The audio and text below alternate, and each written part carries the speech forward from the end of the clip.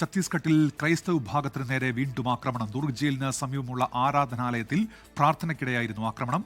Pastor ഇരുമ്പ് ദണ്ട് കൊണ്ട് അടിച്ചു. ബജ്രംഗ് ദൾ പ്രവർത്തകരാണ് ആക്രമണത്തിന് പിന്നിൽ എന്നാണ് ആരോപണം. ബൽറാം നെടുങ്ങാടിയുണ്ട് വിവരങ്ങളുമായി. ഇപ്പോൾ ബൽറാം, എന്തൊക്കെയാണ് വിശദാംശങ്ങൾ? ബൽറാം. ഉന്മേഷ്, ഛത്തീസ്ഗഡിലെ ദുർഗിൽ കഴിഞ്ഞ 30 വർഷത്തിലേറെയായി പ്രവർത്തിക്കുന്ന ക്രിസ്ത്യൻ ആരാധനാലയത്തിന് നേരെയാണ് ഇന്ന് രാവിലെ ആക്രമണമുണ്ടായത്. ഈ ആരാധനാലയത്തിൽ പ്രാർത്ഥനാ ശുശ്രൂഷ ആരംഭിച്ച ഘട്ടത്തിലാണ് ഒരു സംഘം അക്രമികൾ, ബജ്രംഗ് ദളിന്റെ നേതൃത്വത്തിൽ ഒരു സംഘം അക്രമികൾ അവിടെ എത്തുകയും മതപരിവർത്തനമടക്കമുള്ള ആരോപണങ്ങൾ ഉയർത്തുകയും ചെയ്തത്. തുടർന്ന് ഇവിടെ പ്രാർത്ഥനയ്ക്കായി എത്തിയവരെ ആക്രമിക്കാൻ തുനിഞ്ഞു. തുടർന്ന് പോലീസിനെ സഹായത്തിനായി വിളിക്കുകയും പോലീസ് ഇവിടെ എത്തുകയും ചെയ്തിരുന്നു. പോലീസിന്റെ സാന്നിധ്യത്തിലാണ് ഈ അക്രമികൾ ആക്രമണം നടത്തിയത്.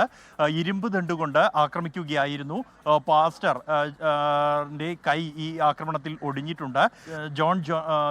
ജോനാഥൻ എന്ന പാസ്റ്ററിനെയാണ് ഈ ആക്രമണത്തിൽ ഗുരുതരമായി തന്നെ പരിക്കേറ്റത്. അദ്ദേഹത്തിന്റെ കൈ ഒടിഞ്ഞിരിക്കുന്നു. അദ്ദേഹത്തെ ഇപ്പോൾ ആശുപത്രിയിൽ പ്രവേശിപ്പിച്ചിരിക്കുകയാണ്. ഈ സംഭവത്തിൽ പോലീസിന് പരാതി നൽകിയതായാണ് ഈ ആരാധനാലയവുമായി ബന്ധപ്പെട്ട അധികൃതർ അറിയിക്കുന്നത്. എന്തായാലും സംഭവത്തിൽ കടുത്ത പ്രതിഷേധം തന്നെയാണ് ഉയർന്നു വരുന്നത്.